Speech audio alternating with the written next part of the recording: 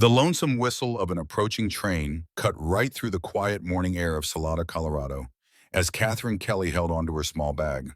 With her hands a-trembling and just 20 years old, her round belly showed plainly under her worn traveling dress. It told a story that had already cost her every last thing she had ever called her own, back in the year of 1882. And that old Union Pacific train was about to deliver her to what she prayed was a new start, but feared was just another heartbreak. Catherine took a step back as the giant iron horse thundered into the station, its steam pouring out all around the platform, just like a thick morning fog on the Arkansas River. She nervously twisted the simple gold band on her finger, a sharp, bitter reminder of a broken promise and a life gone clean off the rails. It was her mother's ring. Catherine had never been given one to call her very own. "All aboard for Denver!" the conductor hollered, his voice booming out. With a deep breath, Catherine moved toward the train. Salada was a busy old supply town, serving all the mining camps. The platform was just swarming with folks, mostly fellows in their worn-out work clothes and dusty boots. Some of them toted mining gear, while others carried nothing but the hope of striking silver and getting rich. "Pardon me," she said softly, trying to make her way through the thick crowd, with her pregnant belly leading the way. A hard-looking fellow with a big beard spat tobacco juice right near her skirts. As she passed, he drawled, loud enough for half the county to hear, "Well, Lord have mercy, will you look at that? Somebody's gone and gotten herself in the family way without bothering to wait for the preacher's blessing." Catherine kept her gaze fixed straight ahead on that train, just praying she wouldn't start crying. She'd shed enough tears to last her a whole lifetime. "Have you no shame showing your face in public?" A sharp woman's voice cut in. Catherine glanced over at a stern-looking lady. She was dressed in a fancy traveling suit, her face all pinched up with a high and mighty look. "A decent woman would have the good sense to stay hidden in your condition." The cruel words felt like a slap, but she was getting used to them. She'd heard plenty of talk like that back in her hometown of St. Louis. After her fiancé left her high and dry when he found out about the baby, saying it wasn't his, her own father had thrown her out of the house. It was only her dear mother who slipped her just enough money for a train ticket west, right before she shut the door on her for good. "Well, she's wearing a ring," another man pointed out with a nasty grin. "But I'd bet my last dollar that ring's about as real as her good name." A wave of mean laughter spread through the crowd, and Catherine could feel her cheeks burning red with shame. She had nowhere to go, not a soul waiting for her. All she had was this one desperate hope that some town further on might have work for a woman like her. "That's a mighty quick turnaround from the altar to the cradle, ain't it?" Another voice piped up, and more folks started to laugh.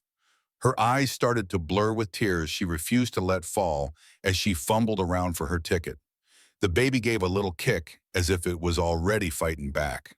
She had grown to love this little child with all her heart. It was the only family she had left in the whole wide world, even though its coming had cost her everything else. "Y'all have said quite enough," a deep voice suddenly boomed, cutting through all the ugly talk. The crowd shuffled back a bit, and through the opening, Catherine saw a tall man stepping forward, the brim of his hat hiding most of his face in shadow. Well-worn Stetson, but she could tell he was younger than she first thought, probably in his late 20s. His shoulders were broad under a faded blue shirt, and he wore a gun belt low on his hips like it was second nature to him, accustomed to its weight. "This ain't your concern, Sullivan," the tobacco-chewing man grumbled. "Well, I'm making it my concern, Harrove," the man Sullivan answered calmly, his voice holding a quiet power that seemed to settle the ugly mood around them. He turned to Catherine, and she was taken aback by his eyes, the color of a clear summer sky. Without a second thought, he reached out his hand to her. "Samuel Sullivan, ma'am, but most folks just call me Sam." His weathered hand stayed right there, waiting. "Don't you mind these fellas? They forget their manners sometimes." Catherine hesitated, not sure what this stranger really wanted from her. Life had taught her that men hardly ever offered a helping hand without wanting something for it. The crowd had gone quiet, watching the two of them with curious eyes. The train conductor called out again for all passengers heading to Denver. Sam took a step closer, and Catherine saw a real kindness in his eyes. "You look like you could use a friend right about now." His voice dropped low, just for her to hear. You're a beautiful woman to me, ma'am. A woman carrying a child deserves respect, not folks making fun of her. Something in what he said, maybe just the simple human kindness that she hadn't seen in so long, finally broke through the strong walls Catherine had built around her heart. She placed her trembling hand in his, feeling the calluses from a life of hard work on his palm. "Catherine Kelly," she whispered. "Thank you, Mr. Sullivan." "Where are you headed, Miss Kelly?" he asked, his hand still holding hers gently. "Denver," she answered, though the truth was she had no real place to go, just away. "I'm hoping to find some work there." Sam's eyes narrowed just a little as he looked at her face. "Denver can be a tough place for a woman on her own. You have any family waiting for you there?" Catherine just shook her head, feeling that familiar lump forming in her throat. "No family. There's no one waiting." The conductor gave one last call to board the train. Catherine started to pull her hand away, but Sam held on. "Salida could use a woman with your kind of courage," he said all of a sudden. "We have a good town that's growing. The hotel is looking for help, and Mrs. Peterson, the woman who runs it, is a fair person." Catherine blinked, confused. "Why would you help me? You don't even know me." A small smile touched Sam's lips. "I know enough. I know what it looks like when a person is running from something. And I know what it looks like when someone is brave enough to just keep on going, no matter what." The train whistle blew a long, loud signal that it was about to leave. Catherine glanced over at the train, then looked back at Sam's face. There was something so reassuring in his steady eyes, something that felt dependable in a world where she had found so very little of that. "I can't offer you a whole lot," Sam continued, "but I have a small place just outside of town. There is a little cabin on the property where you could stay until you get on your feet. No strings attached. You would be safe there, Catherine." Catherine had learned the hard way to be wary of men and their promises, but something in Sam's eyes felt honest. And the other choice, getting on that train with no real plan and hardly any money, all of a sudden felt absolutely terrifying. "Why henta?" she asked again, just needing to understand. Sam's whole face softened up. "Because 6 years back, my own sister found herself in a similar spot, and not a soul helped her." He did not say another word, but the hurt in his eyes told Catherine everything she needed to know. The train started to lurch forward, its wheels groaning on the rails. Catherine made up her mind right then, squeezing Sam's hand a little tighter. "I'll stay," she said, her voice stronger than it had been in months. Sam gave a single nod, like they were sealing a serious deal. "You won't regret it, Miss Kelly. Salada might just surprise you." As the train pulled on out of the station, Catherine felt a wave of relief she had not expected. For the first time since finding out about the baby, she was not all on her own. Sam picked up her little bag. "My wagon's just over yonder. Are you feeling hungry? The cafe makes a right fine breakfast." Catherine nodded, suddenly realizing she had not had a bite since last evening. "Yes, thank you." As they walked away from the train platform, she could feel prying eyes on them, but all the mean whispers had stopped. Just having Sam beside her felt like a shield against the judging stares of strangers. "Don't you pay no mind to the gossips," Sam said in a low voice. "They'll find something new to cluck about by sundown. Folks around here have short memories for trouble, but long ones for kindness. You will make your own way just fine here."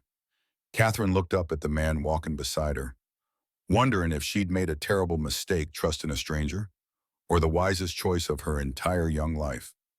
One way or another, Salada, Colorado, now held her future and the future of her unborn child. The cafe was a simple place with worn-down wooden floors and red-checkered tablecloths. The wonderful smell of fresh biscuits and sizzling bacon filled the air, making Catherine's stomach rumble loud enough to hear. She turned red, but Sam pretended not to notice a thing as he led her to a little table by the window. A kindly-looking woman with graying hair tied back in a neat bun walked right up to their table. "Morning, Sam." Her curious eyes shifted over to Catherine. "Who's your friend?" "Morning, Irene. This here is Miss Catherine Kelly. She's new in Salada and might be looking for some work over at Peterson's hotel." Sam's voice was easy and calm, like bringing a pregnant stranger to breakfast was just another Tuesday. "Miss Kelly, this is Irene Cooper. She makes the best apple pie in 3 whole counties." Irene's eyes lingered for a moment on Catherine's round belly, but her face did not show a thing. "Welcome to Salada, Miss Kelly. What can I get for you two?" "I will have the full breakfast," Sam answered, "and whatever the lady here would like." "The same, please," Catherine said softly, "if it is not too much to ask." Irene smiled a warm smile. "No trouble at all, honey. You look like you could use a good hot meal." She gave Catherine's shoulder a gentle pat before heading back to the kitchen. Once they were alone again, Catherine folded her hands on the tabletop. "Mr. Sullivan, Sam, please," she corrected herself. "I need to be clear on what it is you are offering.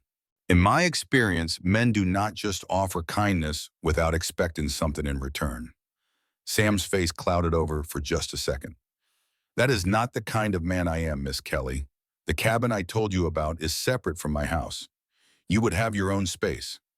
I am only offering it because it is sitting there empty and you need a roof over your head." He took a breath. "My sister Emma, she passed away. Baby, too. No one would lift a finger to help her." Catherine's hand flew to her own belly. "I am so very sorry." Sam just nodded, like he understood. "I couldn't help Emma, but I can help you. That is all this is about." Irene came back with 2 cups of hot coffee and set one down in front of each of them. "Food will be out directly." Catherine wrapped her fingers around the warm cup, taking comfort from the heat.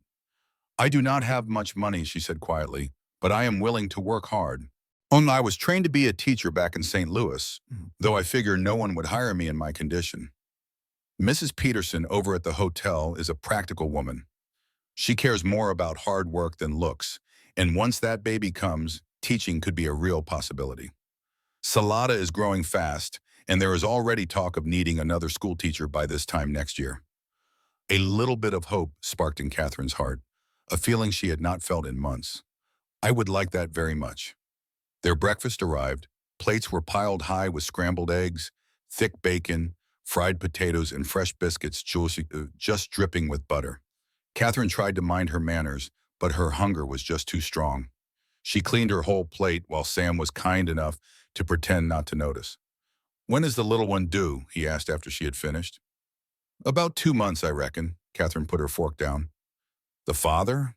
She had to swallow hard. "He denied it was his. Said the child could belong to anyone. It was not true, but it gave him the excuse he wanted to leave." Sam's jaw got tight. Some men do not deserve to be called men. My own parents believed him instead of me. My father gave me just 1 hour to pack my belongings. The words tumbled out easier than she ever thought they would. Maybe it was the kindness in Sam's eyes, or maybe it was just the relief of speaking the truth after so many months of shame and silence. "That is their loss," Sam said, plain and simple. "A grandchild is a blessing, not something to be ashamed of." Catherine looked at the man sitting across from her, at his sun-baked face, the little scar by his right eyebrow, and the steady look in his eyes. He was handsome in a rugged sort of way, but it was his quiet strength that really got her attention. She had not known many men like him. "What is it you do here in Salada?" she asked him. "I raise horses, mostly. I have a small ranch about 3 miles out of town. I train them for the miners, ranchers, and other folks. I also guide some hunting parties up in the mountains when the season is right." "And you live out there all alone?" A small smile played on his lips. "It is just me and about 20 horses, plus a cranky old dog named Buck who thinks he runs the whole outfit." Catherine found herself smiling right back at him. "I like horses and dogs. I had a little spaniel when I was a girl." Sam paid for their meal, even though Catherine tried to protest. As they walked out of the cafe, he pointed out the buildings in town, the general store, the bank, the small church, and way down at the end of the main street, a 3-story building with a brand new sign that read, "Peterson's Hotel." "Would you like to go speak with Mrs. Peterson right now?" Sam asked. "Or would you rather get some rest first? That journey must have worn you out." Catherine squared her shoulders. "I would like to speak with her now if it is all the same. The sooner I can find some work, the better I will feel." Sam nodded, looking pleased. "I had a feeling you might say that." The hotel lobby was clean and simple, with a front desk made of polished oak, a desk and a few chairs that looked mighty comfortable. A stern-faced woman with silver-streaked black hair looked up when they walked in.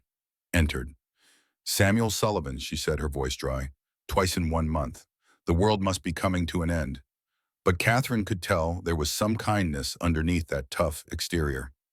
"Mrs. Peterson, I'd like you to meet Miss Catherine Kelly. She's new to Salada and looking for honest work." The older woman's sharp eyes sized Catherine up from head to toe, pausing for a moment on her pregnant belly before meeting her gaze. "What can you do, Miss Kelly?" Catherine stepped forward. "I can read and write well, ma'am. I'm good with numbers. I was trained as a teacher, although I understand that kind of job might not be suitable for me right now. I'm willing to work hard at whatever tasks you might have." Mrs. Peterson's face gave nothing away. "Can you make beds, serve food, and deal with fussy guests without getting all teary-eyed?" "Yes, ma'am, I don't cry easily." That part was certainly true. Catherine had done all her crying in private these last few months. "When is that child due?" "In about 2 months, ma'am." Mrs. Peterson tapped her fingers on the desktop. "And after that?" Catherine swallowed hard. "I plan to keep my child and keep on working, if that's possible." To her surprise, Mrs. Peterson nodded. "Good. I have no use for women who walk away from their responsibilities." She glanced over at Sam. "I reckon she's staying out at your place for now." "The old foreman's cabin," Sam clarified right away. "It's just sitting there empty." Mrs. Peterson considered this, then turned back to Catherine. "I can offer you a room and your meals, plus $2 a week. You'll work from 7 in the morning until 7 at night with Sundays off. Once the baby comes, we can talk again. If you prove yourself, I might even let you keep the little one in a back room while you work." The offer was far more generous than Catherine had ever dreamed of. "Thank you, ma'am. When would you need me to start?" "Tomorrow morning. That'll give you today to get settled." Mrs. Peterson's stern face softened just a little. "I was in your shoes once, Miss Kelly, 30 years ago. My Harold, he turned out just fine. Owns the bank now. You remember that when you hear folks whispering behind your back."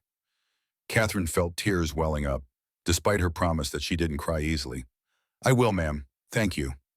As they were leaving the hotel, Catherine turned to Sam. "You already had this arranged, didn't you?" Sam looked a bit sheepish. "I may have mentioned to Mrs. Peterson that a young lady with good character might be looking for work soon. She's been short-handed since Miss Abernathy got married last month. Why would you go to all that trouble for a stranger?" Sam helped her into his wagon before he gave her an answer. "Because everyone deserves a second chance." He climbed up beside her and grabbed the reins. "And sometimes, kindness is its own reward."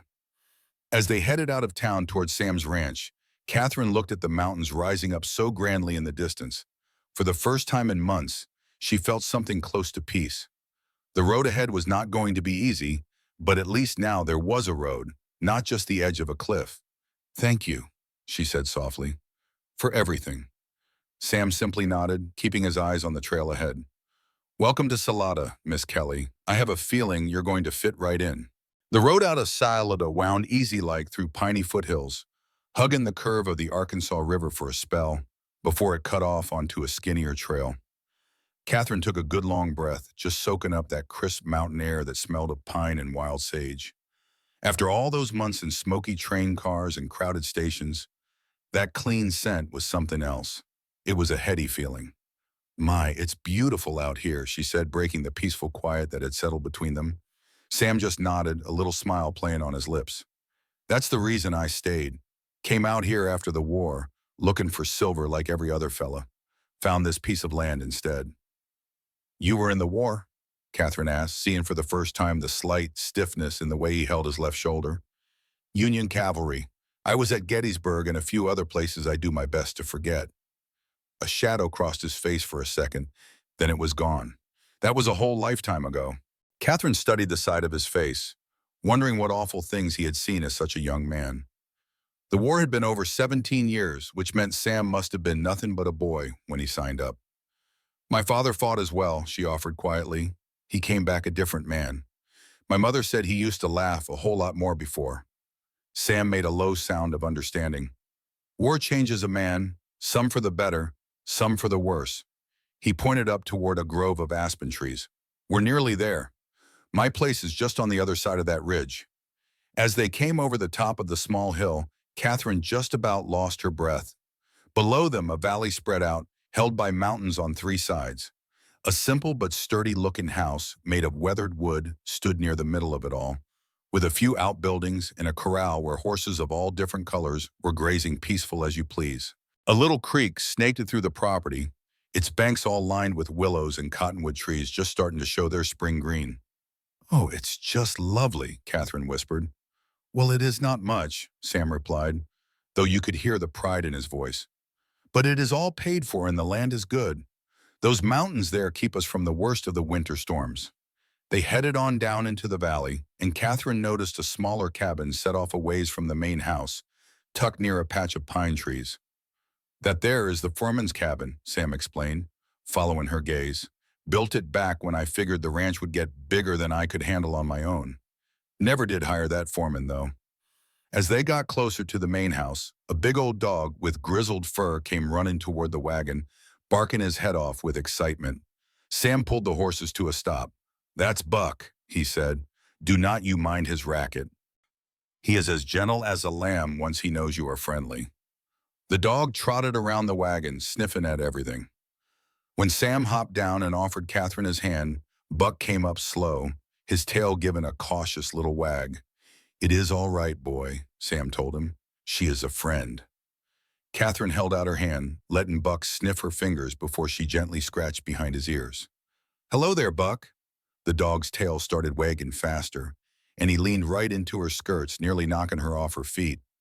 "Easy there, fella." Sam put a hand on her elbow to steady her. "He forgets how big he is sometimes." Catherine let out a laugh, and the sound of it surprised her.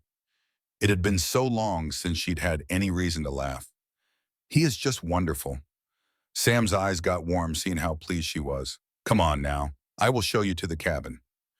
You must be plumb tuckered out." The foreman's cabin was small, but it was built tough, with a main room holding a stone fireplace, a solid table with a couple of chairs, and a narrow bed pushed up against one wall. A smaller room off to the side had a washstand and a copper tub. "It ain't much," Sam said, setting her bag on the table, "but it'll keep the weather out, and it gets plenty warm once the fire's going." "It's perfect," Catherine replied, and she truly meant it. After months of not knowing what was next, the simple cabin felt like a grand palace. "There's a pump out back for water. The outhouse is behind that little stand of pine trees over yonder. I'll bring you some firewood and get this stove going for you." Sam moved around with purpose, checking the small cast-iron stove in the corner. "The door's got a lock on it, if that'll make you feel any safer." He said it real casual-like, but Catherine understood he was trying to put her mind at ease. "Thank you." While Sam went to fetch the firewood, Catherine took a better look around the cabin. The bed had a clean mattress, but no sheets or blankets. The cupboards held a few plain dishes and some cooking tools. It was bare, but it would do just fine. Sam came back with a whole armload of split pine. He knelt at the stove, placing the wood just so, and lighting it like he'd done it 1,000 times. "I'll bring you some bedding from the house and some food to hold you over." "I just can't accept so much without giving something back in return," Catherine protested. Sam stood up straight, brushing the dust from his hands. "Just consider it a loan, then. Once you are all settled at Mrs. Peterson's, you can pay me back if it makes you feel better about it." Before Catherine could even answer, she felt a sharp little kick from her baby. She gasped, and her hand shot right to her belly. "Are you all right?" Worry creased Sam's forehead. "Yes." She smiled, placing her hand over the spot where she'd felt the little flutter. "The baby's kicking. It does that a lot now." The hard look on Sam's face just softened. "May I?" he asked, a little hesitant, as he reached out his hand. The question surprised her, but Catherine nodded and guided his large, weathered hand to the right spot on her belly. For a second, nothing happened, and then the baby kicked again, even harder this time. Sam's whole face changed, lit up with wonder.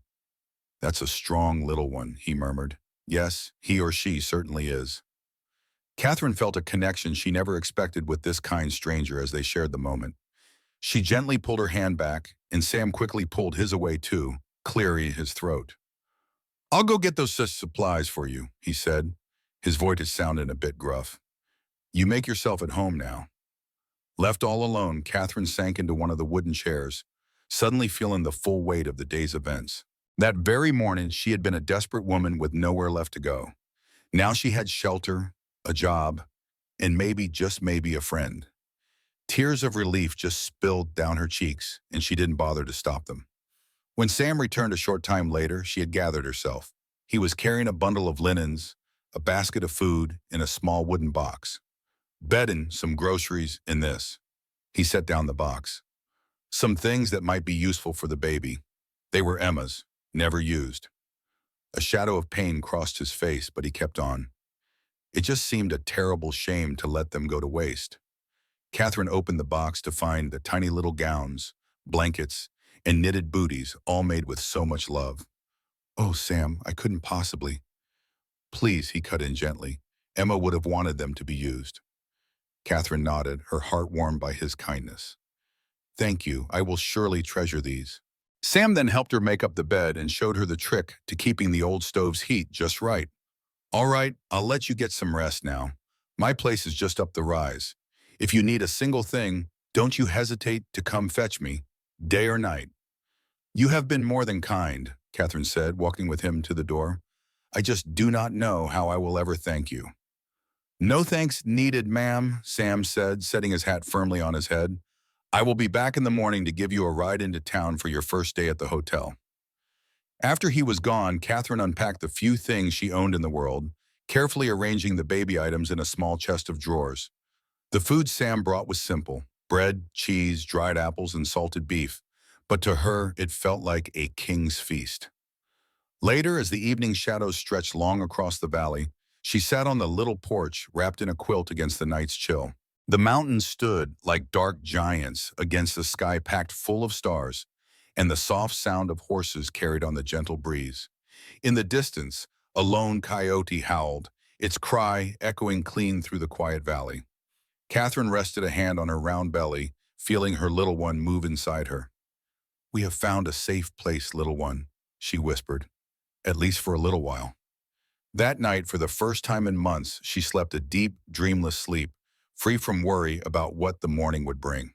The next morning, true to his word, Sam rolled up in his wagon just as the sun was coming up to take Catherine into town. He had brought a thermos of hot coffee and some warm biscuits, fresh from the oven. "Did you sleep all right?" he asked, giving her a hand up into the wagon.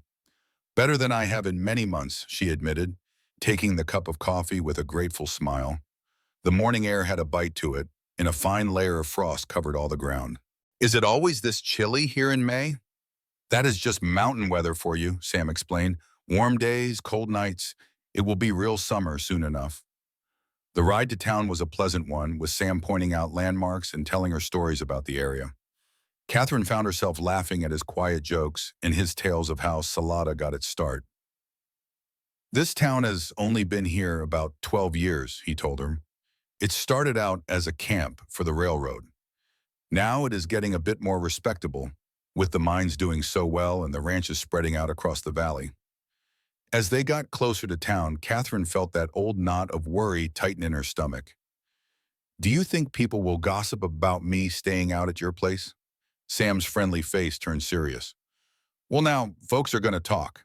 That is what folks do. But Mrs. Peterson's good name carries some weight in this town, and she is the one who hired you. That will quiet a good bit of the chatter." Catherine nodded and straightened her shoulders. "I am no stranger to whispers. I can handle it." "I reckon you can." Sam's steady confidence gave her a little bit of his own strength. Mrs. Peterson was waiting for them when they pulled up to the hotel. Her silver-streaked hair was pulled back tight, and her black dress was pressed as sharp as a tack. "Right on time," she said with a nod, giving Catherine a long look from head to toe. "The uniform is in your room. 3rd floor, down at the end of the hall. It is a small room, but it is private." She then turned her gaze to Sam. "I will see she is taken care of, Sullivan. You can stop fussing over her like a mother hen." Sam just tipped his hat to both of the ladies. "I will swing by around 7 o'clock to take you back to the cabin," he said to Catherine. "That will not be necessary," Mrs. Peterson cut in. "Miss Kelly will be staying right here at the hotel. The room comes with the job." Catherine glanced over at Sam, feeling a little sad to leave that peaceful cabin behind. But my things, I will bring them over later today, he promised. Mrs. Peterson is right. It just makes more sense for you to be here in town. I will expect you both for supper tonight, Mrs. Peterson said in a tone that meant business. 6 o'clock on the dot. Now, Miss Kelly, let's get you settled in so you can get to work. The day flew by in a blur of new faces and chores. Catherine learned the layout of the 15-room hotel and the proper way to turn down beds, all according to Mrs. Peterson's particular standards. She also learned how to politely but firmly handle any guests who got out of line. By the afternoon, her back was aching and her feet were throbbing, but she worked hard all day, determined to show she was worth her salt. Mrs. Peterson watched her like a hawk, but never said a word of criticism. Catherine took that as a very good sign. The other folks at the hotel, a cook named Martha, a young maid named Betsy, and a gruff handyman named Joe, were friendly enough, but clearly waited to see what their boss thought first. At 6 o'clock, Catherine changed out of her work uniform, which was a plain gray dress with a white apron, and she made her way downstairs for supper. Sam was already there, all cleaned up with a fresh shave and a clean shirt, talking comfortably with Mrs. Peterson. "Ah, there you are," Mrs. Peterson said as Catherine walked into the small, private dining room right behind the kitchen. "Sit yourself down before you fall down, girl. First days are always the hardest." The meal was simple but mighty delicious, with roast chicken, potatoes, and fresh spring vegetables from Mrs. Peterson's own garden. Catherine ate like she was starved, suddenly feeling how hard she had worked all day. "How did she do?" Sam asked Mrs. Peterson, though he kept his eyes right on Catherine. "Adequately," the older woman replied, which Catherine figured was high praise coming from her. "She is a quick learner, and she does not whine." "I brought your things from the cabin," Sam told Catherine, "and some extra firewood for your room. The nights can still get pretty cold." "Thank you." Catherine felt a wave of gratitude for this man who just kept looking out for her without ever being asked. "And thank you for the job, Mrs. Peterson. I promise you will not regret hiring me." Mrs. Peterson's stern face softened just a little. "I rarely regret my decisions, Miss Kelly. That is why I am still in business when so many others have failed." She set her fork down. "Now there is something we need to talk about."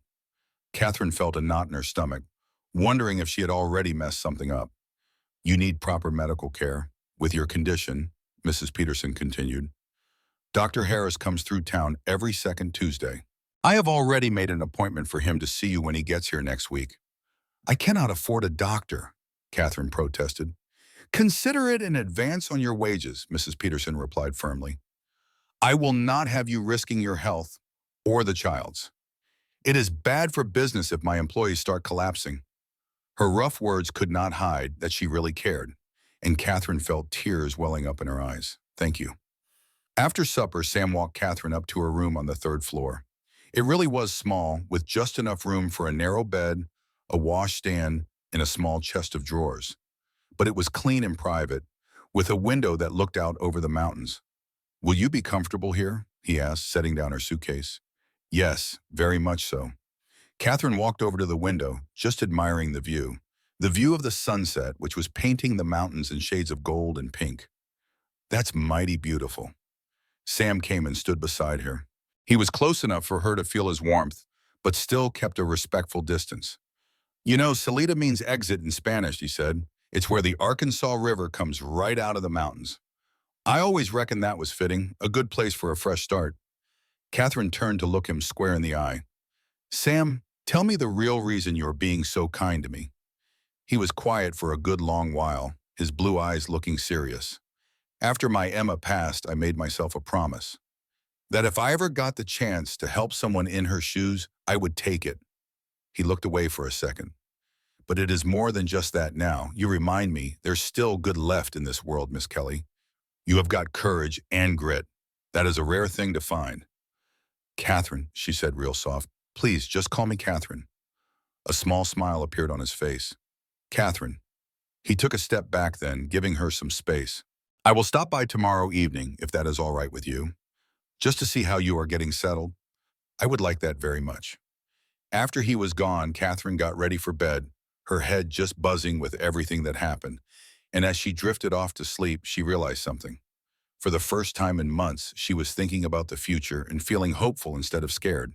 The next few days fell into a comfortable rhythm. Catherine put in long, hard hours at the hotel, and she started to earn Mrs. Peterson's slow approval and the respect of the other folks working there. Every evening, Sam would stop by. Sometimes it was just for a minute. Other times he would stay for supper whenever Mrs. Peterson asked him to. On her days off, Catherine would walk around town, slowly getting to know all the streets and the people who lived there. A few folks would stare and whisper as she went by, but most just gave a polite nod, knowing she was the new help over at Mrs. Peterson's place. Dr. Harris showed up right on time that next Tuesday, just like he said he would. He was a kind, older fellow with gentle hands and a straightforward way about him that made Catherine feel right at ease. "Well, everything looks to be just fine," he told her after the checkup. "The baby is in the right position and seems to be a good, healthy size. I reckon you will deliver sometime in early July." "Thank you, doctor." Catherine paused for a moment before she asked, "Is there anything different I ought to be doing to get ready?" Dr. Harris just smiled. "Just rest when you can, eat good food, and make sure you have got someone with you when your time comes. First babies have a habit of taking their sweet time to arrive." He gave her hand a gentle pat. "I will be passing through Salida again in late June and then in the middle of July. Lord willing, I will be here for the birth, but babies come when they are ready." Mrs. Peterson, who made sure she was there for the whole visit, spoke right up. "She will have plenty of help when her time comes. I have helped deliver my fair share of babies." Dr. Harris nodded, pleased to hear it. "Good. Between the two of us, Miss Kelly will be in good hands." He started packing his instruments back in his bag. "I will see you in June, young lady." As May rolled into June, Catherine's belly got bigger, and it got harder for her to move around. Mrs. Peterson, without a word, gave her easier jobs to do, like managing the guest book, sewing up the linens, and keeping track of the accounts. "There is no sense in you huffing up and down those stairs all day," she said in her rough way when Catherine tried to argue. "Besides, your handwriting is a whole lot prettier than mine." Sam kept up with his daily visits, and he'd bring her little things like wild strawberries he'd found up in a mountain meadow or a book of poems from the Mercantile. He even brought a rocking chair he'd fixed up for her room. "You'll be needing this when the little one arrives," he explained, his cheeks getting a bit red. He set it right by her window for nursing and all that. Catherine was mighty touched by his kindness and started to realize just how much she was looking forward to his visits. There was a quiet strength about Sam that she found deeply comforting. He never pressed her for details about her past, but he was a good listener when she chose to share. One evening, around the middle of June, they were sitting on the hotel's back porch watching the sun go down, and Catherine found herself telling him about the baby's father. "His name was William," she said, her hands resting on her round belly. "He worked as a clerk in my daddy's store. He was charming and educated. Said he loved me." She paused for a moment, that old hurt coming back. "When I told him about the baby, he just laughed, said I could not prove it was his. Then he just up and left town the very next day." Sam's jaw got tight, but he stayed quiet, letting her speak. "My own father believed him over me, said I had brought shame on the family name." Catherine's voice turned bitter, as if carrying the child was the shame, and not a man abandoning his own. Sam finally spoke. "Well now, some fellas just are not worthy of the blessings they are given." Catherine looked over at him, surprised by the steel in his voice. "A child is a pure blessing," he went on, his eyes on the darkening mountains. "And a man who walks away from his own blood is not a man at all." "Did you ever want children of your own?" Catherine asked. A shadow passed over Sam's face. "Once, a long time ago." "What happened?" He was quiet for such a long spell that Catherine figured he was not going to answer. Finally, he let out a sigh. "I was engaged before the war. Her name was Martha. We sure had plans." His fingers absently traced a pattern on the porch railing. "I came home from Gettysburg with a bad shoulder and nightmares that woke the whole house up." He just shrugged. "Some wounds just do not ever heal up right." "Oh, Sam, I am so sorry," Catherine said, her voice real soft. "It was for the best," Sam replied, but his voice told a different story. "She married a banker from Denver. Has 3 children now, from what I hear." They sat there in a comfortable silence as the first stars started popping out in the darkening sky. Catherine felt the baby give a little kick inside her and put her hand on the spot. "Feeling mighty active tonight," she commented. Sam smiled a real gentle smile. "May I?" Catherine just nodded, and she guided his hand to where the baby was kicking up a storm. That simple touch felt so right, like they had known each other for years instead of just a few weeks. "Have you been thinking about any names?" Sam asked, his hand resting on her belly. "James, if it is a boy, after my granddaddy. Sarah, if it is a girl." Catherine paused for a second. "Though sometimes I think Samuel would be a mighty fine name too." Sam's eyes met hers right then. She saw surprise and something much deeper in those blue eyes of his. "I would be honored," he said softly. A warm feeling passed between them, something they did not need to say out loud. Catherine felt her own heart start to beat a little faster, realizing her feelings for this good, steady man had grown into more than just being thankful. Their moment was broken by Mrs. Peterson, calling from inside. "There's a storm brewing up from the south. You all better come on in before you both get soaked to the bone." Right on time, a low rumble of thunder rolled in from over the valley. Sam got to his feet, holding out his hand to Catherine. "We had best get you inside." Just as they got to the hotel's back door, the first big drops of rain started to hit the ground. Sam paused for a moment. "I ought to head on home before this gets any worse." "You be careful now," Catherine said, suddenly not wanting to see him leave. He just nodded, pulling his hat down tight against the rain. "I will see you tomorrow." From her window, Catherine watched him ride off, his shape getting harder to see in the growing storm. That night, with rain beating on the glass and lightning lighting up the mountains, she just lay there wide awake. Her mind was full of Sam Sullivan and the strange new path her life was on in Salada. The next day, Sam did not show up at the hotel like he usually did. Catherine tried to tell herself not to worry, that the storm was a real gully washer and the trails were likely pure mud. Still, by evening time, a worried feeling had settled right over her. "Sullivan's likely just tied up with his horses," Mrs. Peterson said when Catherine brought up his absence. "A storm like that would have them all spooked." But when a whole other day went by without a single word from Sam, Catherine's worry grew a whole lot deeper. "Something is not right," she told Mrs. Peterson. "He would not just stay away without sending some kind of word."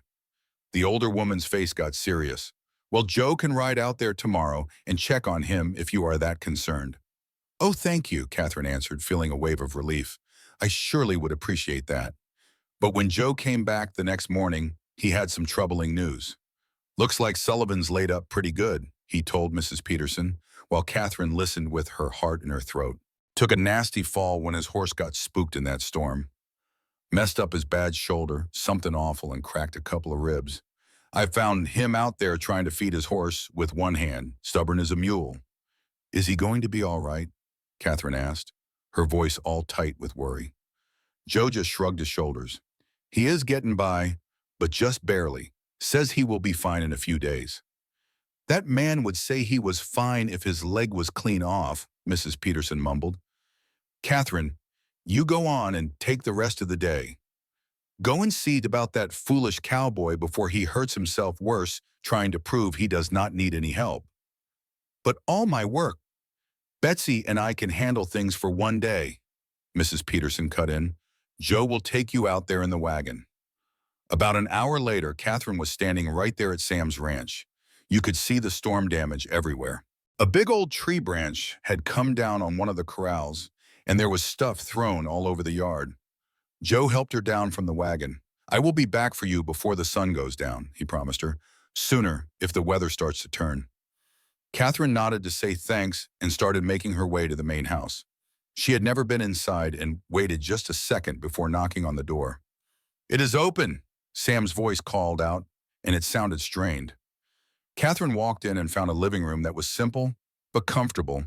A big stone fireplace took up one whole wall, and the furniture was sturdy stuff, built to be used, not just looked at. It was all arranged around the fireplace. Sam was sitting in a big armchair, his left arm held against his body in a rough-looking sling. His face was pale, and you could see the pain in it. "Catherine," he said, and you could tell he was surprised to see her. "You should not have come all this way out here." Joe told us what happened. She walked over to his side, looking him over with worried eyes. Why in the world did you not send for some help? Sam winced, trying to get comfortable in his chair. I've been through worse. Just need a day or two to get back on my feet. Catherine shot him a stern look. You're a terrible liar, Sam Sullivan. She gently placed her hand on his forehead. And you are burning up with a fever. It is nothing, he protested, though he did not pull away from her cool hand. Have you eaten anything today? When he stayed quiet, Catherine let out a soft sigh. That is what I figured. Now where is your kitchen? Despite all of Sam's protests, Catherine got right to work. She found the kitchen was well stocked, but a bit of a mess, clearly the home of a man who lived alone. Before long, she had a pot of broth simmering on the stove and some bread warming in the oven. You do not have to be fussing over me, Sam said when she brought him a glass of water. I do not want to be a burden. Catherine sat down on the footstool right beside his chair. After everything you have done for me, the very least I can do is make sure you do not waste away from plain old stubbornness. Her voice got a little softer. Please, Sam, let me help you. Something in the way she said it must have gotten through to him, because that look of resistance just melted right off his face. All right. While the broth was simmering, Catherine tidied up the living room, built the fire back up, and helped Sam take a little something for the pain. By the time she brought him a bowl of that hot broth and warm bread, he already had some color back in his cheeks. This is mighty good, he admitted after the first spoonful. Thank you. Catherine just smiled. You are welcome. While Sam ate, Catherine took a look around the house, finding it tidy but simple.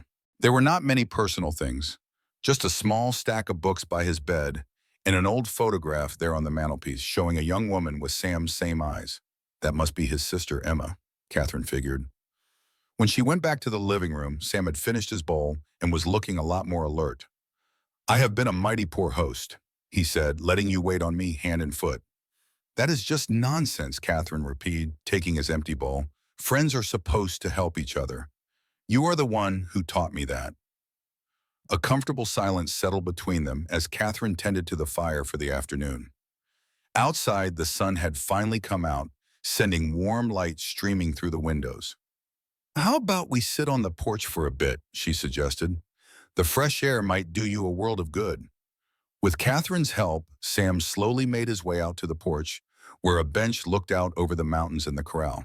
They sat there side by side, just watching the horses graze peacefully in the afternoon sun. Your home is just lovely, Catherine said softly. You have built something real beautiful out here. Sam's eyes swept over his land with a look of pride. It has taken a good many years. When I first got here, there was nothing but an old trapper's shack on a wild piece of land. He glanced over at her. Do you ever miss St. Louis? Catherine thought about that question for a moment. I miss the life I thought I was going to have there. The teaching job I worked so hard for. My parents' approval. She rested her hands on her belly. But I do not miss the city itself or the person I was turning into, always so worried about appearances and what was proper. And now she smiled, feeling the baby kick right under her hands. Now I am learning what really matters in life. Real kindness. Good, hard work. Building something that is meant to last. Her eyes met his. I am so grateful my path led me out here despite everything. Sam reached over and took her hand, his calloused fingers surprisingly gentle. So am I. That quiet moment was broken by Buck, who came bounding around the house, barking happily the second he laid eyes on Catherine, slid to a stop right in front of them, his tail wagging something fierce. Well, hello there, Buck, Catherine laughed, giving him a good scratch behind the ears. You been keeping a good eye on Sam for me? He up and left me for those barn cats. The minute I couldn't toss his stick for him no more, Sam grumbled. But you could hear the smile in his voice. Catherine spent the rest of that afternoon helping out as much as Sam would let her, feeding the horses and gathering up the eggs from the little chicken coop, and even fixed them a simple supper. Just like he promised, Joe came back at sundown to drive her back to town. I'll be back tomorrow, she told Sam as she got ready to go. Now you don't have to do that, he started to say. But I want to, Catherine cut in gently, and that makes all the difference. You could see something change in Sam's face. A little bit of the hardness around his eyes just melted away. Well then, I'll be looking forward to it. Over the next week, Catherine split her days between her work at the hotel and looking after Sam. Mrs. Peterson, being more understanding than you'd expect, rearranged Catherine's schedule so she could have her afternoons free for the ranch. Sam was getting better, slow but sure. Those cracked ribs of his were a real bother, kept him from moving around much, and that old shoulder, hurt back in the war, got banged up again in the fall. Even so, his spirits were lifting higher every day, especially when Catherine was there. They settled into a nice, easy little routine. Catherine would show up after lunch and lend a hand with whatever chores Sam was too stove up to do. Then they'd sit a spell on the porch or by the fire, sometimes talking, and sometimes just enjoying the comfortable quiet between the two of them. She'd often read to him from one of his books while he just listened, his blue eyes fixed on her face instead of the mountains out yonder. One afternoon late in June, as they sat there shelling peas on the porch, all of a sudden Sam asked, "What are you planning to do after the baby gets here?" Catherine's hands just stopped in their tracks. "Mrs. Peterson says I can keep on working at the hotel. She even offered to help with the baby during my shifts. And after that, when the little one is older," Catherine started shelling again, thinking on his question. "I'd sure like to teach eventually. Mrs. Peterson mentioned the town might be needing another teacher come next year." She glanced over at him. "Why do you ask?" Sam looked out over his land with a thoughtful look on his face. "Just thinking ahead. This is a good place to raise up a child. Got room to run, good clean air, good folks for the most part." "Yes, it sure is," Catherine agreed softly. Sam looked like he was about to say something else when a sharp pain made Catherine gasp, and her hands flew right to her belly. "What is it?" Sam asked, sounding mighty alarmed. "Is it the baby?" Catherine took a deep breath as the feeling passed. "Just a strong kick, I reckon." But no sooner were the words out of her mouth, another pain grabbed hold of her, sharper than the last one. Or maybe not. The color drained right out of Sam's face. "Is it time? The baby's not due for another 2 weeks." "Well, babies follow their own schedules," Catherine said, repeating Dr. Harris's words, trying to stay calm though her heart was pounding. "But yes, I do believe it might be starting." Sam tried to get up too quick, wincing as his ribs hollered in protest. "We've got to get you back to town, to Dr. Harris." "Doctor!" "Harris won't be back through it till next week," Catherine reminded him, as another pain made her grip the edge of the bench. "But Mrs. Peterson has experience. She told me she would help." Help when the time came. Sam looked like he was caught between being scared and being determined. "I'll get the wagon hitched. We can be in town inside of an hour if we hustle." Catherine nodded, all of a sudden mighty grateful he was there, steady as a rock. As Sam moved as fast as his hurt body would let him to get the wagon ready, Catherine focused on taking deep breaths, trying to call up every last thing her mama had ever told her about having a baby. The ride back to town was rough. Every bump and jostle of that wagon made the pain sharper, and they were coming closer and closer together now. Sam drove as gentle as he could, his face all scrunched up with focus, shooting worried glances her way every now and then. "You're doing real good," he told her, though it was plain he was saying it as much for himself as for her. "We are nearly there." By the time they finally pulled up to the hotel, Catherine's pains were hitting her every 10 minutes. Sam helped her get inside and hollered for Mrs. Peterson, who showed up right away, sizing up the whole situation with just one look. "Get her upstairs," she told Sam. "Joe, you go fetch Martha from the kitchen and send Betsy for hot water." Then she turned to Catherine. "How far apart are they coming?" "About 10 minutes, Catherine managed to say, leaning hard on Sam as another one started to take hold. Mrs. Peterson nodded. "Still early, but moving right along for a first one." She led the way up the stairs to Catherine's room. "Sam, once she is settled in, you best wait downstairs. This is women's business now." Catherine felt a shot of pure panic at the idea of Sam leaving. "No," she breathed out, clutching his arm tighter. "I want him to stay." Mrs. Peterson cocked an eyebrow, but she did not put up a fight. "All right then, but you stay out of our way, Sullivan, and don't you go getting faint on us." The next few hours went by in a haze of pain and being just bone-tired for Catherine. Martha and Mrs. Peterson moved around that room like they had done it 100 times, getting everything ready for the birth, while Betsy kept a steady stream of hot water and clean linens coming. Sam stayed right there by Catherine's side, not even thinking about his own hurt arm as he held her hand through every single contraction, whispering words to keep her going. As the evening turned into night, the pains got a whole lot stronger. Catherine found herself hanging on to Sam's strength for dear life, pulling courage from him just being there, solid as an old oak tree. When she cried out that she just could not take any more, it was his voice that brought her right back. "You can do this, Catherine," he said, his voice firm and sure, his blue eyes looking right into hers. "You are the strongest woman I have ever known." Just a little past midnight, with one last mighty push, Catherine brought her child into the world. The room filled up with the tiny, mad-at-the-world cry of a new baby. "It is a boy," Mrs. Peterson announced. Her hard face just melted as she cleaned and swaddled the little fella. "A fine, healthy baby boy." She placed the tiny bundle right into Catherine's arms. Catherine just stared down at her son, completely overcome by a wave of love so strong it nearly took her breath away. His face was all red and wrinkled, with a little bit of dark hair on his perfect little head. "He is beautiful," she whispered, with tears just streaming down her face. Sam leaned in close, a look of pure wonder on his face. "He is just like his mama." Those simple words, said with so much heart, made Catherine's own heart feel like it would burst. She looked up at Sam and saw in his eyes everything she was feeling, but could not find the words for just yet. "Would you like to hold him?" she asked, her voice soft. Sam held back a moment, a worried look on his face.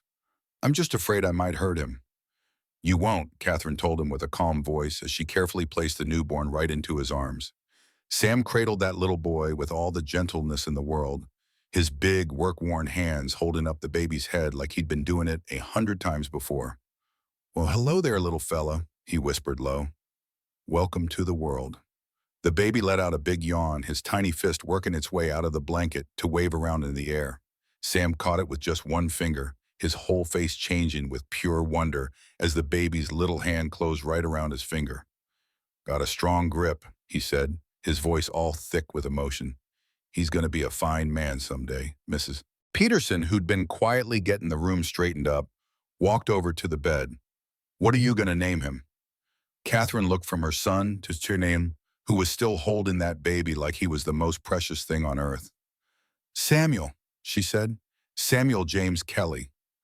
Sam's head shot up, his eyes locking with hers in surprise and something even deeper. "Catherine, are you sure about that?" She just nodded, her heart too full to even speak. Mrs. Peterson looked from one to the other, a knowing little smile spreading across her face. "I reckon I'll leave you three alone for a little while," she said, waving for Martha and Betsy to follow her on out. "But not for too long, Sullivan. This mother and her child need their rest." Once they were alone, Sam carefully gave the baby back to Catherine. "He's just perfect," he said, his voice all choked up. "And so are you." Catherine gave him a tired smile. "I couldn't have done any of this without you." Sam just shook his head. "You would have. That's just the kind of woman you are, Catherine Kelly. You face whatever comes your way with pure courage." He stopped for a second, his face getting serious. "But I'm mighty glad I was here. There is nowhere else on this earth I would have rather been." The simple, honest truth in his words touched her deep down in her soul. "Sam," she started to say, but he shook his head. "Not right now. You need to get your rest." He gently touched the baby's cheek with his finger. "We can talk about everything tomorrow." Catherine nodded, all at once feeling that bone-deep weariness wash right over her. "Tomorrow," she agreed.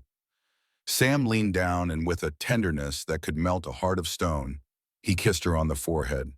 "You sleep well, Catherine. I'll be right close by if you need anything at all." After he was gone, Catherine just gazed down at her son's peaceful little face, marveling at the pure miracle of him. Against all the odds, after being cast out and shamed, she had found safety, respect, and maybe, just maybe, even love here in this mountain town. "Welcome to Salada, Samuel James," she whispered, kissing his soft little head. "I have a feeling we're going to be mighty happy here." The sun was just starting to peek over the mountains when Catherine woke up to her son's hungry cries. Mrs. Peterson showed up almost right away, helping her get the baby situated for his very first meal. You did real good, the older woman said, watching as the little one took to it right away. A strong, healthy boy. Thank you for everything, Catherine answered. I don't know what on earth I would have done without your help. Mrs. Peterson fluffed up the pillow behind Catherine's back. You'd have found a way. Women always do. She paused for a moment. Sullivan, he slept in that chair downstairs all night long. Wouldn't even think of leaving, not even when his ribs were hurting him something fierce. Catherine just smiled, like she already knew. He's a good man. Yes, he is. Mrs. Peterson studied her face. And he loves you more than... He sure does, I'd say. And I care for him too, Catherine admitted, gently stroking her son's cheek while he nursed. Very much so. Mrs. Peterson nodded, like she was confirming something she had known all along. Good. Y'all both deserve some happiness. She got to her feet. I'll send up some breakfast as soon as you are done feeding that little fella. And then you ought to get some rest while you can. New babies do not give you much time for sleep. The day went by in a warm blur of visitors, feedings, and a few precious moments of rest. Betsy just cooed and cooed over the baby. Martha brought over some special broth to help Catherine get her strength back, and even old Joe stopped by to offer his rough-around-the-edges congratulations. Sam came by regularly, bringing wildflowers he had picked for her bedside, and he would spend long stretches just quietly watching. She was sore, tired, but happier than she had ever been. Catherine smiled down at her son. He is a good baby. He hardly cries. He explained after Catherine showed her surprise at the beautifully crafted cradle. The carpenter had it all ready for another family, but they up and left for Denver last week. He said we could have it. That little word, we, did not go unnoticed by Catherine, but neither of them said a word about it. By evening, Catherine was feeling a bit stronger, although she was still mighty tender and worn out. After the baby's evening feeding, Mrs. Peterson shooed everybody out of there. This mother and her child need some real rest, she insisted. Y'all can fuss over them again tomorrow. But long after the hotel had settled down for the night, there came a soft knock on Catherine's door. She was not the least bit surprised to find Sam standing there, with an uncertain look on his face. I know you probably ought to be resting, he said, but I just wanted to check on you both before I head home. Please come in, Catherine invited, sitting up a little straighter in bed, with little Samuel sleeping peacefully in her arms. I am so glad you came. Sam stepped inside, closing the door quietly behind him. He pulled a chair up closer to her bedside. How are you feeling, really? I am sore and I am tired, but I am happier than I have ever been. Catherine smiled down at her son. He is a good baby, hardly ever fusses. Unless he is hungry, of course. Sam's eyes stayed on the tiny infant. He looks a lot like you. He has your nose, I think. Catherine let out a soft laugh. Mrs. Peterson says all babies just look like wrinkled old men at first. Not this one, though, Sam insisted. He is a handsome little fella, just like his namesake. But his attempt at a joke could not hide the real emotion in his voice. Sam, Catherine started, gathering up all her courage. There is something I need to tell you. He just nodded and waited. When I first came to Salada, I was just broken and so ashamed. I truly thought my life was over before it ever had a chance to begin. She glanced down at her sleeping son, then looked right back at Sam's face. But you saw something in me that I could not see in myself. You saw worth and strength and a chance for something more. Sam started to say something, but Catherine held up a hand. Please, let me finish. This is hard enough as it is. She took a deep breath. These past few weeks, you have shown me what a truly good man is. Not by doing big, fancy things, but through simple, daily kindness and your steady, unwavering support. I love you, Sam Sullivan. The words just came tumbling out, simple and honest and true. I never expected this. I sure was not looking for it. After William, I did not think I could ever trust another man again. But I trust you, Sam, and I love you. Sam was quiet for a long moment, his eyes locked on hers, his face giving nothing away. Then ever so carefully, he moved from the chair to sit down beside her on the bed. He raised his hand to her cheek, his touch as gentle as could be. From the very moment I saw you standing all alone on that train platform, I felt something I figured was gone for good, he said softly. You were so brave, taking on those awful words with your head held high. I looked up to you before I even knew your name. His thumb gently wiped away a tear that had slipped down her cheek. These past few weeks with you have been the happiest of my whole life, Catherine. You brought the sun back into a world that had gone dark for me. He looked down at the little one. Both of you did. Are you trying to say? Catherine's voice hitched. I'm saying I love you, Sam finished for her, and I love this little bond like he was my very own. A wave of pure joy washed over Catherine, so strong it almost hurt. Now, Catherine, I know this is all mighty sudden, he went on. You just had this baby. You're still getting your feet on the ground here in Salada. I don't expect. Catherine leaned in and pressed her lips to his, stopping his words with a kiss that said everything she couldn't. After a second of surprise, Sam kissed her back, his hands gently moving to the back of her neck as the kiss grew deeper, with a tenderness that brought new tears to her eyes. When they finally parted, both of them out of breath, little Samuel stirred in his mama's arms, but he didn't wake up. I want to do this the right way, Sam said, his voice low and thick. When you're feeling stronger and when you're ready, I want to court you proper, the way you deserve. Catherine smiled right through her tears. I reckon we're a little past formal courting, Sam Sullivan. He grinned, and the pure joy on his face seemed to take years off his age. All the same, some things ought to be done right. Then his face grew more serious. I want to build a life with you, Catherine, with both of you, a real family. I want that too, she whispered back, more than anything in this world. Sam leaned in to kiss her again, his lips soft against hers. Then it's settled. We'll take it one day at a time, but we'll take it together. And just as if he knew something important had just happened, little Samuel picked that exact moment to wake up, his little face wrinkling up like he was about to cry. Catherine shifted him in her arms, and he settled right back down. He knows your voice, she told Sam. Even before he came into this world, he would kick whenever you were close. Sam looked completely amazed by that. Could I hold him again? Catherine carefully passed the baby into Sam's arms. Even with his hurt shoulder, he held that baby with perfect confidence, cradling him close to his chest. Well, hello there, Samuel James, he whispered. Now, I'm not your daddy by blood, but if your mama will have me, I promise I'll be the best daddy a boy could ever ask for. I'll teach you to ride and fish and how to be a good man. He looked over at Catherine. And I'll love your mother every single day for the rest of my life. Catherine felt like her heart was about to burst with pure happiness. This man, who showed up in her darkest hour just like a guardian angel, was promising her everything she thought she had lost for good: love, a family, and a place to belong. We would be honored to have you be our family, Sam Sullivan, she said, her voice holding steady even with the tears that were welling up again. Sam smiled, the kind of smile that lit up his whole face. Then that's what we'll be. A family. Family. As the morning sun started peeking through the window, painting the room all soft and gold, Catherine looked at the man and the baby boy right there with her.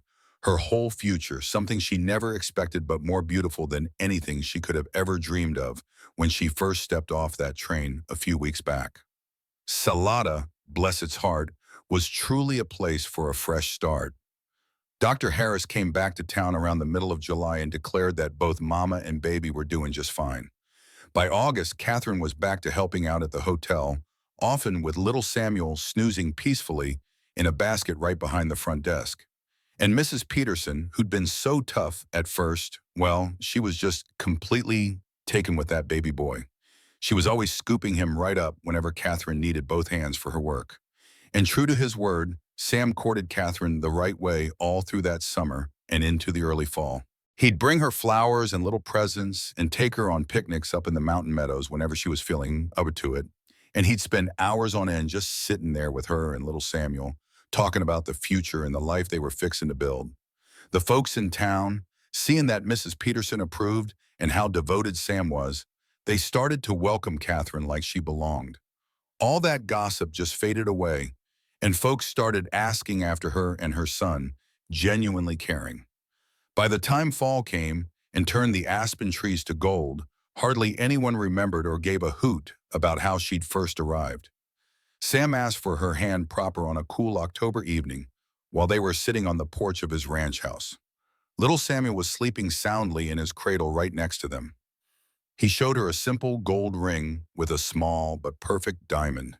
"It was my mama's," he told her softly. "I've held on to it all this time, just waiting for the right woman to wear it." Catherine's eyes welled up with happy tears as he slid it onto her finger. "It's beautiful, Sam." "Not nearly as beautiful as you," he said, and then he kissed her, his lips so warm. "Will you marry me, Catherine Kelly? Help me make this house a real home and this ranch a place for a family?" "Yes," she whispered right back to him, 1,000 times. "Yes." They got married in Salada's little church on the first Sunday of November. Mrs. Peterson insisted on throwing the party at the hotel, and she oversaw every last detail herself. Catherine wore a simple ivory silk dress that Betsy and Martha had helped her stitch together, and she held Samuel James, a sweet 4 months old now, right in her arms during the whole ceremony. "I take you, Catherine, to be my lawfully wedded wife," Sam said, his voice steady and strong. "To love, honor, and cherish, in sickness and in health, for richer or for poorer, for as long as we both shall live. I take you, Samuel, to be my lawfully wedded husband," Catherine answered, her heart just about bursting with joy. "To love, honor, and cherish, in sickness and in health, for richer or for poorer, for as long as we both shall live." The preacher smiled kindly. "By the power given to me, I now pronounce you man and wife. You may kiss your bride." Sam's kiss was gentle and sweet, a promise of all the good years ahead. And little Samuel, snuggled right there between them, let out a happy little coo that made everyone in the church chuckle. "Folks, I present to you Mr. and Mrs. Sullivan and young Samuel," the preacher announced with a big grin.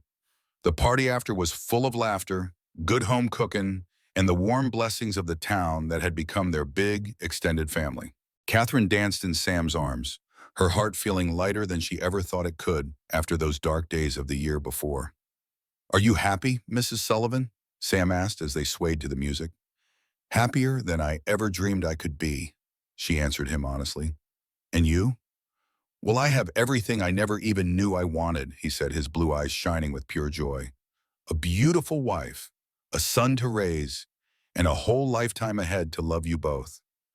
That night, after the party wound down and they had returned to the ranch that was now truly their home, Sam carried Catherine right over the threshold, the old-fashioned way, even with his ribs still on the mend. "Welcome home, Mrs. Sullivan," he said, setting her down gently in the living room, which had been transformed by Catherine's womanly touches over the past few weeks. "It feels like I've been home since the day you took my hand at the station," Catherine replied, reaching up to gently touch his cheek. Sam turned and kissed her palm. "That was the day my life truly started again." He glanced over to the cradle where Samuel slept without a care. "Both our lives." Later, as they lay together in the quiet darkness of their bedroom, Catherine rested her head on Sam's chest, listening to the steady, strong beat of his heart. "I never thought I could be this happy," she whispered. "After everything that happened, it just seemed impossible." Sam's arms tightened around her. "Sometimes the hardest trails lead to the most beautiful views." He kissed the top of her head. "And you, Catherine Sullivan, are the most beautiful view I have ever seen." Spring came early to Salada the following year. As the snow melted away from the meadows and the first wildflowers started peeking out on the mountainsides, Catherine found herself watching her son trying to crawl across the porch of their house, the determined look on his face bringing a laugh to her lips. "He's got your stubborn streak," Sam commented as he joined her, coming fresh from the corral where he was working with a new colt. "And your determination," Catherine countered, leaning right into his embrace. At 10 months old, Samuel James Sullivan, because Sam had formally adopted him not long after the wedding, was a sturdy, happy child with his mother's dark hair and a smile that could charm even the sourest old-timer. He had said his first word, horse, just last week, much to Sam's great delight. "Mrs. Peterson stopped by for a visit while you were in the barn," Catherine said. "She wanted to remind us about the town celebration next weekend." Sam chuckled, as if she would let us forget. She has been planning it for months. The celebration was to mark the grand opening of Salada's new schoolhouse, a project Sam had been a big part in supporting. The town council had already asked Catherine about taking the position of teacher once Samuel was a little bigger. She also said Dr. Harris will be cutting through the day before, Catherine added, trying to sound casual. I thought I might go see him while he is here. Sam glanced at her, his brow furrowing with worry. Are you feeling poorly? Catherine smiled, taking his hand and placing it on her belly. Not poorly, just expecting. Sam's eyes grew wide. Catherine, are you telling me that Samuel is going to have a little brother or sister by Christmas? Yes, that is exactly what I am saying. The joy that lit up Sam's face was everything Catherine had ever hoped for. He scooped her up in his arms, being so careful, and spun her around in a happy circle. A baby, he whispered right into her hair. Our baby. Our baby, she said back, her heart feeling like it could just burst with joy. Another Sullivan for our family. Sam set her down gently, and then he knelt to gather little Samuel into his arms. The boy giggled as his daddy lifted him up high. Did you hear that, Samuel? You're going to be a big brother. Catherine just watched them, the two great loves of her life, standing in the golden light of the setting sun. From being at rock bottom to the very height of happiness, her journey had been a winding and difficult road. But she would not change a single step that had led her to this exact spot, to this moment, with this family, and with this love. That December, as a blanket of snow covered the valley, and the whole ranch house was filled with the smell of pine and cinnamon for Christmas, Catherine gave birth to a daughter. They named her Emma Rose Sullivan, after Sam's sister and Catherine's own grandmother. She's just perfect, Sam whispered, cradling his newborn little girl, while Samuel, who was now 15 months old, peered over at his sister from his mama's arms. Just like her mother. And she has your eyes, Catherine said, noticing the clear blue that you could already see in the baby's tiny face. We are so blessed, Sam, so very blessed. We sure are, he agreed, sitting down carefully on the edge of the bed next to his family. And it all started because a brave woman stepped off a train in Salada. Catherine leaned her head against his shoulder, surrounded by the family she once believed she could never have. No, she corrected him gently.